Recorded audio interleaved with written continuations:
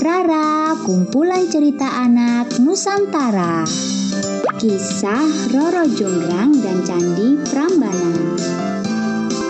Alkisah, ada sebuah kerajaan yang rakyatnya hidup tentram, damai, dan makmur. Kerajaan itu bernama Kerajaan Pengging.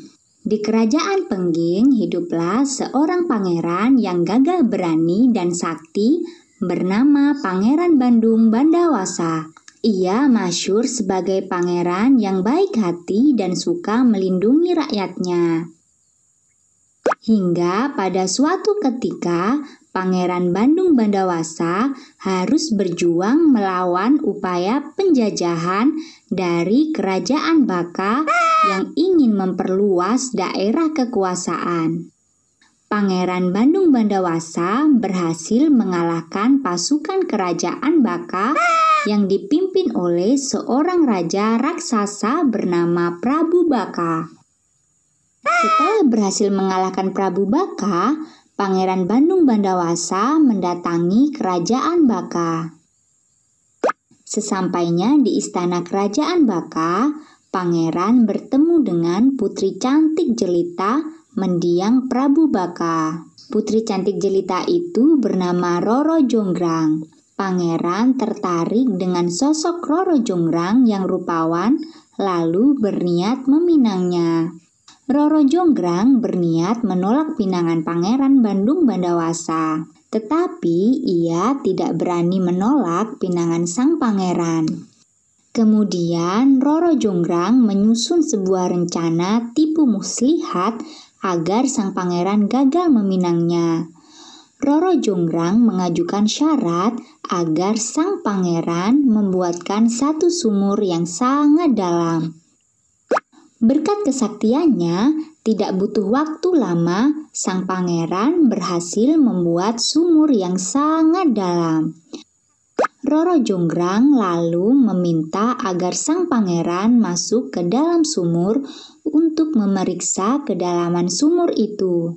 Ketika masuk ke dalam sumur, Roro Jonggrang memerintahkan Pati Gapula untuk menutup sumur itu dengan batu yang sangat besar.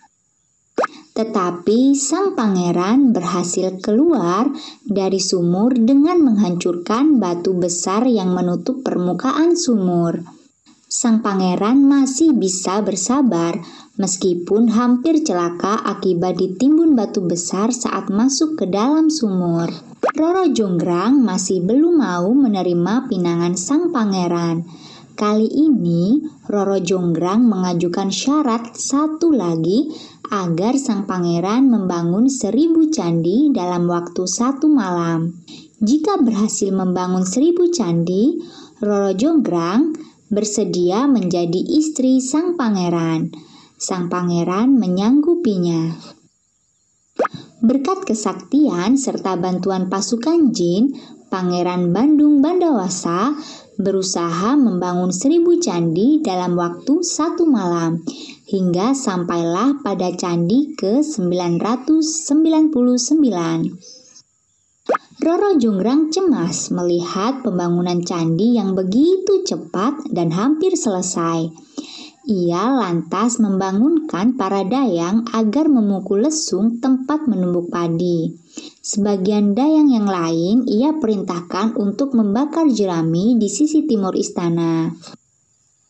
Di langit nampak semburat warna jingga akibat tumpukan jerami yang dibakar oleh para dayang. Pasukan jin mengira matahari akan segera terbit dari ufuk timur. Mereka pun berhenti membangun candi, lalu bergegas meninggalkan pembangunan candi yang belum mencapai 1000.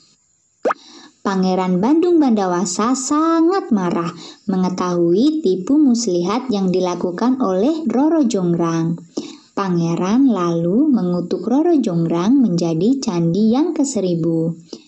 Hikmah dari cerita ini adalah tipu muslihat yang dilakukan seseorang akan berakhir dengan celaka, karena tipu muslihat akan kalah oleh kejujuran dan jiwa kesatria.